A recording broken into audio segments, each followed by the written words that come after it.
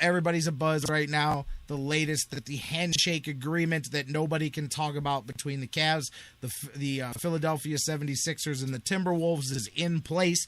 Essentially, the way the deal goes down, Kevin Love to the Cavs, Andrew Wiggins to the Timberwolves, Thaddeus Young to the Timberwolves, Anthony Bennett to the Philadelphia 76ers. I don't know where the Cavaliers draft pick. I know there's at least one draft pick that they give up. I don't know which team gets it. I don't know if that goes to Philly, if that goes to Minnesota. I have no clue about that aspect of it, but that is the trade as it's constituted right now. And unless some unprofessional stuff went down to where somebody backed out of the deal, and that's why it's called a quote-unquote handshake deal, then that's the way it's going to go down, and it's going to be just about 18 days from now. And clearly, the Cavaliers, knowing that they need to address defense if they're going to make this move, because while you're bringing in an offensive star, you're trading out defense for no defense. So that's going to, and as we know, Kyrie and Kevin Love, that's the one thing I say, they better score a lot of points because LeBron's going to get frustrated. LeBron appreciates defense. That's the one thing you got to say, and not a lot of stars have the appreciation for defense. LeBron does, at least to some degree. So I don't know how much he's going to appreciate those two guys playing, while we're talking about big three, using quotation marks and air quotes. Shawn Marion, the Matrix, known for that defense, and he can still go. And clearly, I mean, for the Cavs to be in a discussion, I mean, he's turning down deals, multiple million-dollar deals here from a couple of other teams that he could be talking to. And the fact that he's considering the minimum to come here and play, because that's all the Cavs could sign him for, says a lot about wanting to come and try to win. And he's in that position where he did. Remember the job he did for Dallas a couple of years ago? I like Shawn Marion. I always have. I liked him going back to his days with the Suns. And defensively, we know what he brings. That would be a key piece, especially with the way this trade, reconstitutes the roster here. So that could be big. Shawn Marion coming in. Ray Allen, by the way, the opposite. He was speaking out yesterday that he don't know why everybody just said it's a done deal that he's coming to Cleveland, that it's not. I do believe if he plays another season, it's going to be here in Cleveland, but I don't know that he's going to play another season. I think that's the thing, is he hasn't decided. But to me, listening to him talk, even though he's insisting that he hasn't decided, it just sounds like he needs to get a little bit closer to camp.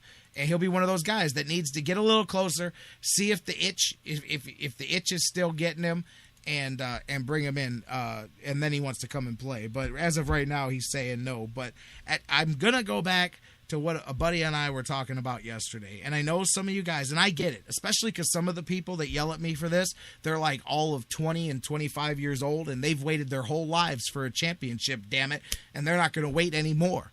There's going to be 24 next year, and they're going to, I'm saying this completely mockingly, but I still think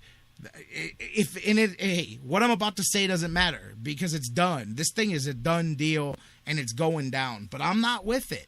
I'm fine with getting Kevin Love in 8 months when he hits free agency again at the end of the season, or 12 months from now. I meant from when the season starts. But I just think, man, if I'm the Cavs, I would have went out there with what they have. Like the way the team stands right now, a couple of vets you brought in, LeBron, and the young guys that you got, that core that you got, including the kid that you just drafted. I would just go out there for this season and see what the hell happens. I mean, see what can evolve together, what can grow. Not only that, but it clearly, whether this is cool or not, clearly LeBron's going to be the filter here through the front office that is helping pick the pieces that he plays with.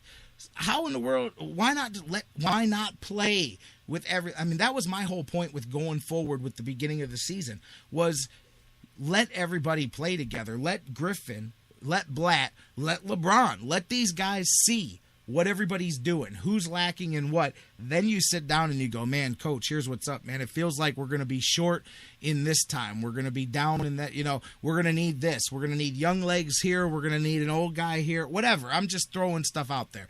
Point is you're skipping past all that. And I just see, and again, people will throw at me, I don't care. I want to win now. I want to win now. I want to win now. Ridiculous, man, because you can win. You get it. I get it. You want to win now, but you don't want to be too short-sighted. Plus, what the hell? You can win now and you can win more later if you do it right here. But no, instead, the Cavalier, and that's the thing. And I will say this: we were talking about percentages yesterday. Who was percentages of people happy and not happy with this whole thing? The biggest complaint with bringing LeBron back, of all the people that are not happy about it, it's this stuff that we're talking about right now. It's the fact that it is so short-sighted, and all people throw back at me is Kevin Love, all-star, plays offense, guaranteed championship, and I'm like, dude. I argue with any of you guys out here right now to tell me that I'm wrong here. But to me, Kevin Love, Kyrie Irving, LeBron James, Dion Waiters, Tristan Thompson, and whoever will play for the veteran minimum every year, that's not a championship in and out team. That's not. Having 8, 9 deep, that is the whole thing. People talk about Spurs ball, and then they get caught up in the international aspect of it. So they think we got to have a guy here from every different country that plays organized basketball, instead of catching the fact that they're so deep, and the depth of the talent of what they got is what allows them to outbeat a super team with the big three. And I'm using air quotes in this whole thing. And Vashawn is dead on with what I'm looking at right there. The comment on the bottom of my screen. What happens if, and I'm not just talking about LeBron, even if LeBron says I'm not leaving, that's great.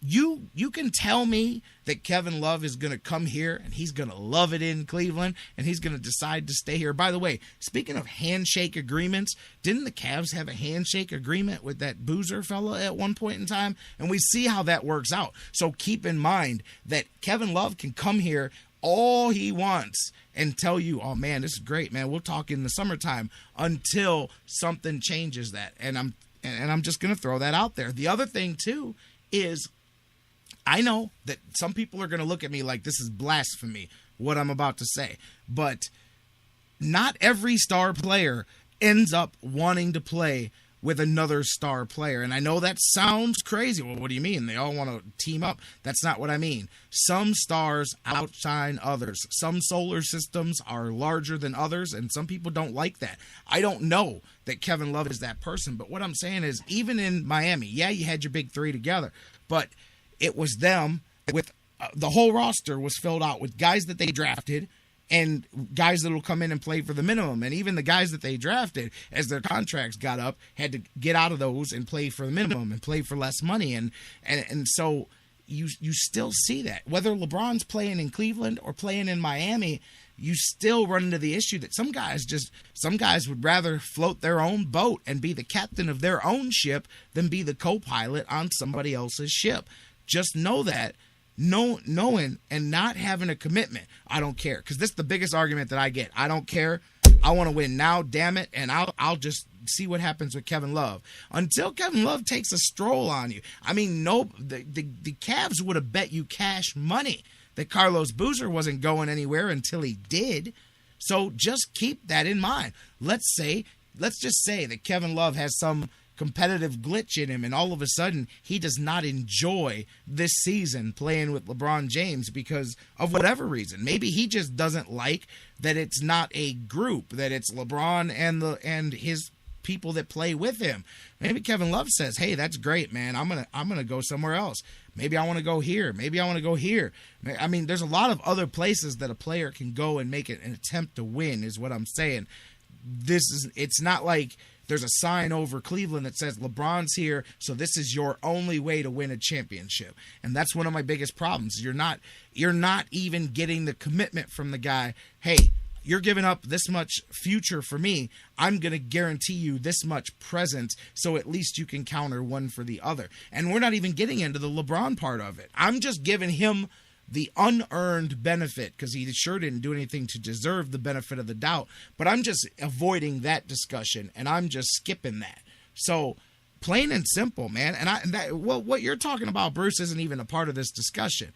We wouldn't be talking about this. So, of course, if LeBron wasn't here, who cares? That's not part of the discussion. That's why you're tearing apart the team and trying to build a quick fix winner, because LeBron is here. And anybody that wants to tell me that this is a guaranteed championship team this year as soon as you acquire Kevin Love, then I'm going to say that I don't think that you know how a championship team is put together in the NBA. And maybe I'm wrong, but I don't think I am, because I don't think I am. Miami with their three, and you can say, let's talk about it. Wade, Bosch, and LeBron at their peak for the last 4 years. Kyrie, Love, and LeBron, who, even if you give one slightly more than the other, which I would, I got to be honest with you, based on the early results, Kyrie's still young. Kevin Love is untested. To me, I lean on the Miami three over the Cleveland three. But even if you call it a wash, even if you call those three groups of three a wash, or the two groups of three, excuse me, then measure everybody else up. And I think that the Cavs, as they're currently constituted, deeper, with more young talent that's going to develop over the next few years. But not once this trade goes down. Once you wipe a couple of pieces off of that bench, at that point you instantly wipe things really thin. So, you know, and I'm scrolling through my chat room now. I saw Vashon there. I wasn't in any way trying to make it seem like they're getting 20-point, 12 rebound Shawn Marion here. But Marion can play some defense, and he does have that veteran. You got to have some guys who have been there to teach the guys that haven't. But the problem is constituting a roster that will make LeBron happy or whatever. I don't know, win now, whatever the term is you want to use, is going to constitute an incredibly old roster. And all I'm saying is the Cavs are taking a huge, huge leap of faith. And you can tell me you're fine with it. That's great.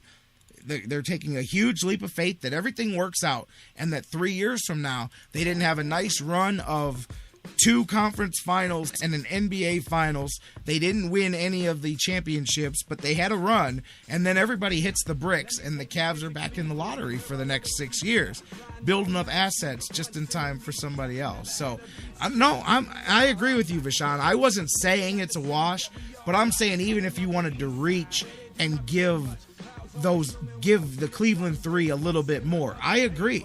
Wade, Bosch, and LeBron, to me, is on a higher level than right now Irving, LeBron, and Love. I agree with you. I'm in agreement there. So that's why I'm saying, then compare the other parts of the team. But there's a lot of people here convinced that the Cavs roster, as it stands, minus Bennett and Wiggins, plus Love, equals a guaranteed championship. I'm saying, I don't even guarantee you it gets you out of the East. I'm as constructed. I'm not willing to go that far. And who knows? Maybe Kevin Love comes here and finds a whole new level, learns that he loves playing defense and that he's even better.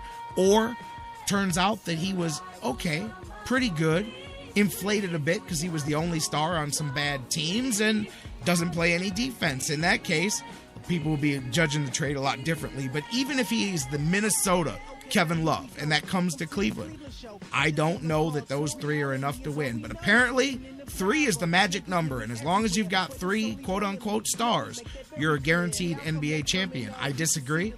The Heat, it didn't work out for them, and their 3, in my opinion, better than the 3 that the Cavs have currently constructed. But as I said 15 minutes ago, none of this matters because the deal's done. It's going down. Wiggins is gone. Bennett's gone. They're going to go on. I don't know what Wiggins' ceiling is. I think it's pretty high. Bennett is going to go on to be the NBA Improved Player of the Year somewhere else. And I just wonder, a few years from now, sitting back, if Cavs fans are going to be looking around, kind of like you hear it other times when they go, we could have had ... That's all I'm saying. So hopefully the ride is worth it. Hopefully winning now is worth it. And I was joking, but I wasn't joking when I said 20-somethings, because most of the people that tell me that, their combined age is less than 30. Sorry, brother. You haven't been suffering very long. I want one. There's one, I could go on and on about some of this, man. I saw a 15-year-old kid on my timeline say, I just want one before I die. Man, you're 15, kid. Lighten up. Relax. You got a long way to go. We've got a long way to go this week. Tomorrow, Hump Day, Wednesday. Mike Brandenberry will be here. You, so much more. We'll talk Indians. Series split, moving to Cincinnati. We'll see what happens tonight. Cueto and Tomlin, and we'll talk about it tomorrow. Same bad time, same bad channel. Live right here on the Sports Fix. We love you, Cleveland. Go Tribe. We'll see you tomorrow.